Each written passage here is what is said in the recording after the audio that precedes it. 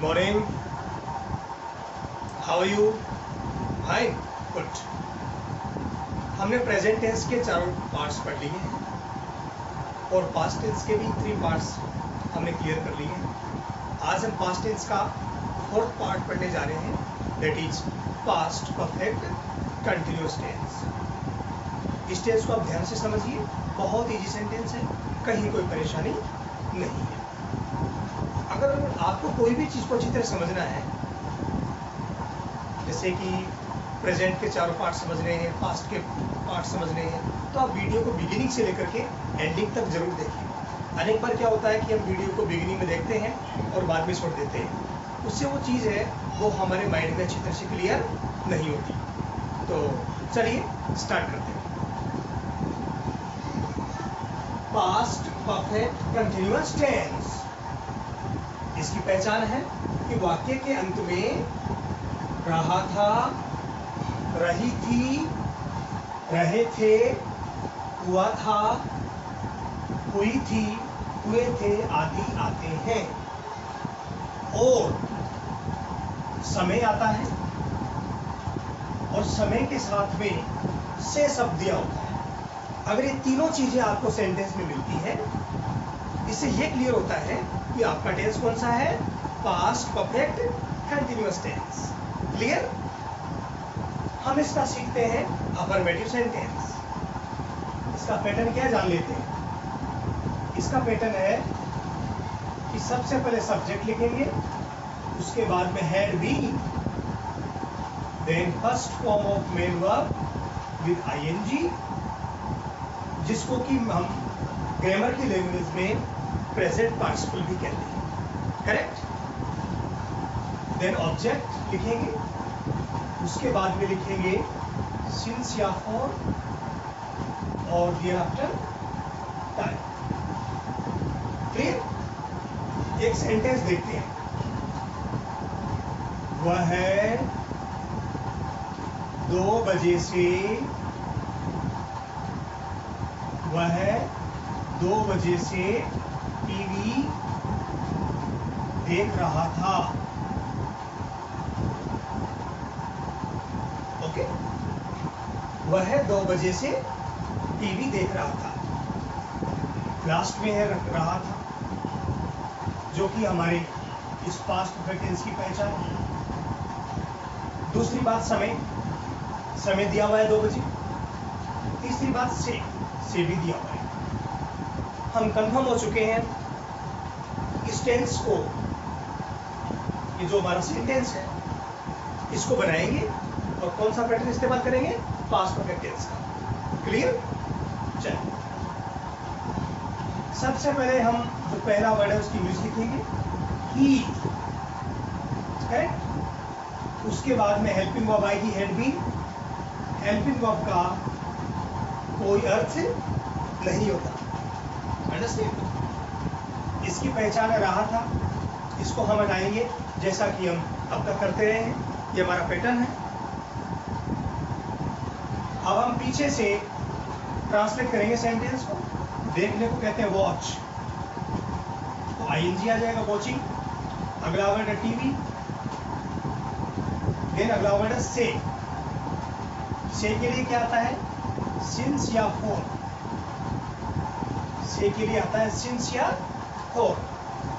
2 बजे है, मतलब पॉइंट ऑफ टाइम, इसलिए क्या आएगा, सिंस।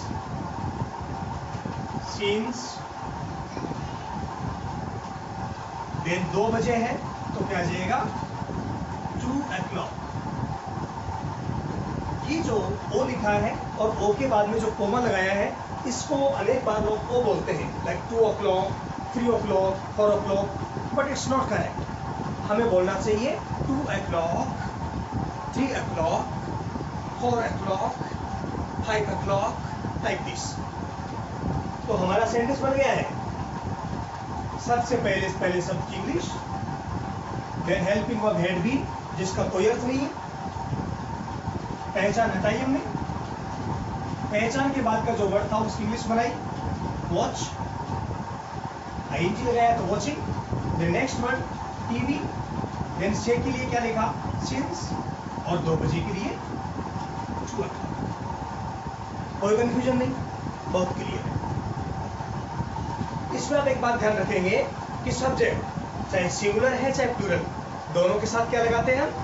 Had been. सिंगुलर होगा तो भी हैड बीन और प्लूरल होगा तो भी हैड बीन। सिंगुलर प्लूरल का कोई मैटर नहीं है। अंडरस्टैंड? चलिए अब हमें देखते हैं कि कॉम्पिटिटिव एग्जामिनेशंस में जो सेंटेंस आते हैं इस टेंस से रिलेटेड वो किस प्रकार आते हैं, उसको क्लियर करते हैं। देखिए, उसके सेवानिवृत्त होने से पहले वह 5 वर्ष से इस ऑफिस में कार्य कर रहा था। इस टेंस को, इस जो सेंटेंस है इसको हम अभी इंग्लिश में ट्रांसलेट करेंगे। सबसे पहले देखते हैं पहचान। क्या है पहचान? रहा था। ओके, साथ में क्या है? 5 वर्ष समय है और उसके साथ में क्या लिखा हुआ? से। इससे ये क्लियर हो गया कि इस हिंदी वाक्य का ट्रांसलेशन हम जब करेंगे तो कौन से टेंस के नियमों को काम में लेंगे? Past perfect continuous tense. लेकिन ये सेंटेंस ऊपर वाले सेंटेंस से कुछ अलग है। ऊपर वाले सेंटेंस में है वह 2 बजे से टीवी देख रहा था, सिंपल। इसमें 2 कार्य है। एक तो यह है कि वह 5 वर्ष से इस ऑफिस में कार्य कर रहा था, एक तो यह है। और एक कौन सा है? उसका सेवानिवृत्त होना। 2 कार्य, ठीक है। तो इसमें पहले कौन सा काम हुआ? सेवानिवृत्त बाद में हुआ और ऑफिस में काम वो पहले कर रहा था। तो इस वाले पार्ट में लगेगा past perfect continuous tense. Okay, क्योंकि जो हमारी पहचान है वो भी इसी पार्ट में लागू हो रही है। यहाँ पर है रहा था, यहाँ पर समय और ये से। और जो काम बाद में हुआ, मतलब रिटायर बाद में हुआ, इस वाले पार्ट में लगेगा पास्ट इंडेफिनिट टेंस। कौन सा टेंस? Past indefinite tense. ध्यान से देखिएगा, इस तरह के सेंटेंस से रिलेटेड क्वेश्चन कॉम्पिटिटिव एग्जामिनेशन में अनेक बार पूछे गए हैं। सो आप ध्यान से देखिएगा, इट्स वेरी इजी। तो पास्ट परफेक्ट टेंस जहां पर है उसकी इंग्लिश हम पहले बनाएंगे। वह है, इसके लिए क्या आएगा? ही। देन क्या लगेगा? Had been. रहा था पहचान है, इसलिए हटा दिया हमने। इंग्लिश लिखेंगे कार्य करना, वर्किंग। कार्य करने को क्या कहते हैं? वर्किंग। मे के लिए क्या आएगा? इन। और इस ऑफिस के लिए क्या आएगा? This office. This office. Okay. Then से के लिए क्या आएगा? 5 वर्ष तो क्या है? समय की अवधि है, इसलिए क्या आएगा? फॉर। और 5 वर्ष के लिए 5 years। 5 years। तो इस वाले पार्ट की इंग्लिश कंप्लीट हो गई। अब हम जो बीच में जो कंजक्शन है कनेक्टिव है उसकी इंग्लिश लिखेंगे पहले। पहले के लिए क्या आएगा? बिफोर। अब इस वाले पार्ट की इंग्लिश बनाएंगे। इसका सब्जेक्ट कौन सा है? उसके। उसके मतलब ही। उसके मतलब ही। और सेवानिवृत्त होने को क्या कहते हैं? रिटायर। तो इंग्लिश क्या बन जाएगी? रिटायर्ड। क्या बन जाएगी? रिटायर्ड। ओके, तो इसकी इंग्लिश बन जाएगी रिटायर्ड। तो हमारा सेंटेंस हो गया he had been working in this office for 5 years before he retired। ये शॉर्ट जगह लिखा नहीं है ढंग से, उसको आप अच्छी तरह लिखेंगे रिटायर्ड। ओके, तो एग्जामिनेशन में क्वेश्चन कैसे आते हैं वो आपको समझना है। अगर कोई भी सेंटेंस हो उसके बीच में बिफोर हो, कोई भी सेंटेंस हो उसके बीच में क्या हो? बिफोर। और बिफोर के बाद में हो subject plus second form. Before के बाद में क्या हो? Subject plus second form. और बिफोर के पहले वाले पार्ट में सिंस या फॉर हो, और सिंस या फॉर के साथ में क्या हो, टाइम। तो आप याद रखें कि जो खाली स्थान होगा मेन वर्ब के लिए या हेल्पिंग वर्ब के लिए, उसमें आएगा had been plus first form of main verb with ING. Clear? Before हो, बिफोर के बाद में सब्जेक्ट, सब्जेक्ट के बाद में second form of main verb. Before के पहले सिंस, फॉर या टाइम, तो खाली स्थान में क्या आएगा, had been plus first form of main verb with ING. Clear? चलिए अब हम सीखते हैं नेगेटिव सेंटेंस। अगर आपने अफर्मेटिव सेंटेंस सीख लिया तो नेगेटिव सेंटेंस डिफिकल्ट नहीं है, बहुत इजी है। तो लिखिए नेगेटिव सेंटेंस, नेगेटिव सेंटेंस। इसका पैटर्न रहेगा subject, then had not been, first form of main verb with ING, object, since या फॉर प्लस टाइम। करेक्ट? उसमें अफर्मेटिव सेंटेंस में था हैड बीन, इसमें क्या जोड़ दिया बीच में, नॉट, तो क्या हो गया, हैड नॉट बीन। देखते हैं वाक्य, वह 3 बजे से, वह 3 बजे से कहानियां नहीं पढ़ रहा था, नहीं पढ़ रहा था। पहचान क्या होगी, रहा था, टाइम, समय भी आ गया, से भी आ गया। सबसे पहले इसकी English he, then had not been.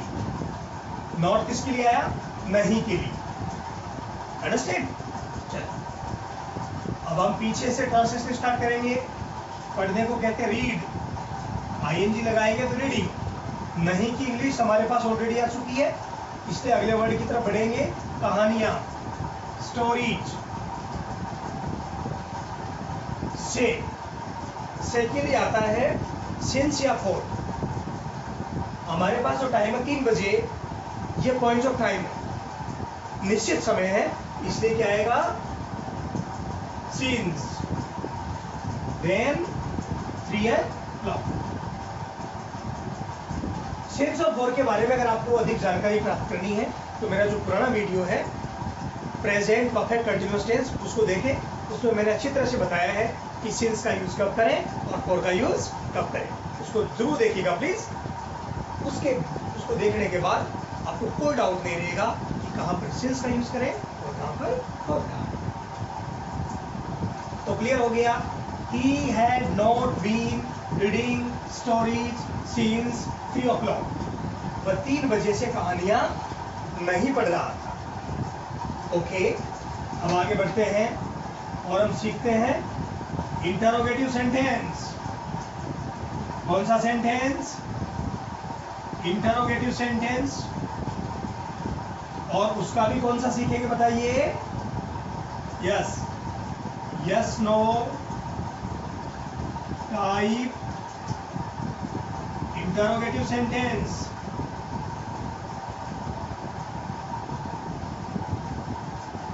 Yes no type interrogative sentence. Pattern क्या रहेगा बताइए। हाँ, बहुत इजी पैटर्न रहेगा। सबसे पहले लिखेंगे had, then subject, then been, first form of main verb with ING, object, since या फॉर प्लस टाइम, और क्या लगाएंगे, क्वेश्चन मार्क। ये इसका पैटर्न है। Had, subject, been. इस टेंस की हेल्पिंग वर्ब है हेड बीन। लेकिन आप याद रखें कि जब इंटरोगेटिव सेंटेंस बनाएंगे यस नो टाइप वाला, तो हेड को पहले लिखेंगे, देन सब्जेक्ट, देन बीन। मतलब हेड बीन साथ में नहीं लिखना है, दोनों के बीच में कौन आ जाएगा, सब्जेक्ट। इसका भी हम सेंटेंस बनाते हैं। देखिए, क्या वे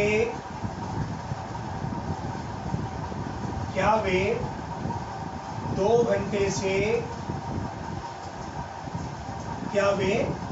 घंटे से फुटबॉल खेल रहे थे?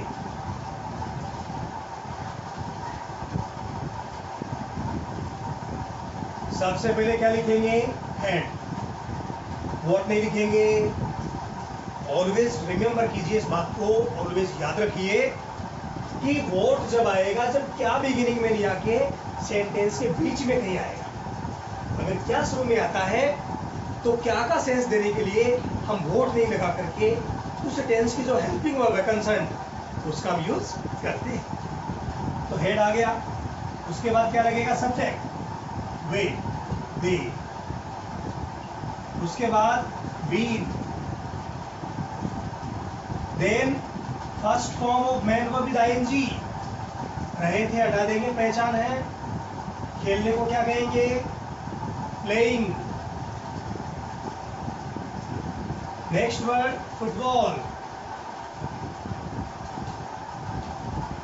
नेक्स्ट वर्ड से।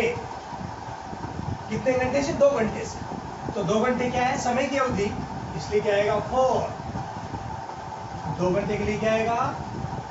2 hours। लास्ट में क्या लगाएंगे? Question mark. Had they been playing football for 2 hours। तो इस प्रकार से हमारा बन गया yes no type interrogative sentence. अगर हमें WH वर्ड इंटरोगेटिव सेंटेंस बनाना हो तो हम हेड के पहले WH वर्ड जोड़ेंगे। WH word like what, where, when, how, which, who, जो भी हो वो हम जोड़ेंगे और इस प्रकार हमारा बन जाएगा WH word interrogative sentence. Clear? तो इस प्रकार से आज हमने पढ़ा पास्ट परफेक्ट कंटिन्यूअस टेंस। इस टेंस को अच्छी तरह से जानने के लिए आप इस पूरे वीडियो को देखेंगे और मैं आपके लिए और वीडियो बनाता रहूँगा। इसके लिए मैं चाहता हूँ कि आप इस वीडियो को लाइक करें, शेयर करें और चैनल को भी सब्सक्राइब करें। Thank you.